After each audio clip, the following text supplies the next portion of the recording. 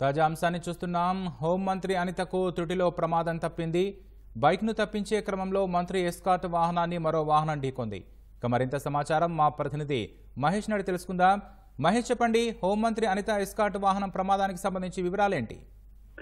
రాకేష్, కొద్దిసేపటి క్రితం హోంమంత్రి వనిత ప్రయత్నిస్తున్న ఎస్కార్ట్ వాహనానికి స్వల్ప ప్రమాదం చోటు చేసుకుంది. విజయవాడ నుంచి పశ్చిమ గోదావరి జిల్లా ఆలంపురం వెళ్తుండగా ఏలూరు జిల్లా కైకరం వద్ద జాతీయ రహదారి వద్ద కైకరం కోడల వద్ద మంత్రి ఎస్కార్ట్ వాహనానికి ఓ ద్విచక్ర వాహనం అడ్డొచ్చింది. ఈ క్రమంలో ద్విచక్ర వాహనాన్ని తప్పించే క్రమంలో ఎస్కార్ట్ వాహనం సడన్ బ్రేక్ వేయడంతో వెనకాల ప్రయత్నిస్తున్నటువంటి హోంమంత్రి వాహనం ఎస్కార్ట్ వాహనాన్ని ఢీకొంది. ఈ క్రమంలో మంత్రి పనిచేస్తున్న వాహనం ముందు భాగం స్వల్పంగా దెబ్బతింది. అయితే వెంటనే హోంమంత్రి అనిత వేరే కారులో పశ్చిమ గోదావరి జిల్లా ఆలంపురం బయలుదేరారు. అయితే ఈ ప్రమాదంలో అటు ద్విచక్ర వాహనదారుడికి కానీ ఇటు కాన్వాయ్లో ప్రయాణిస్తున్న ఎవరికి కానీ ఎలాంటి ప్రమాదం జరగలేదు.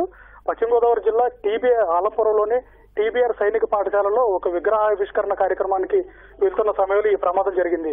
రాకేష్, ధన్యవాదాలు మహేష్.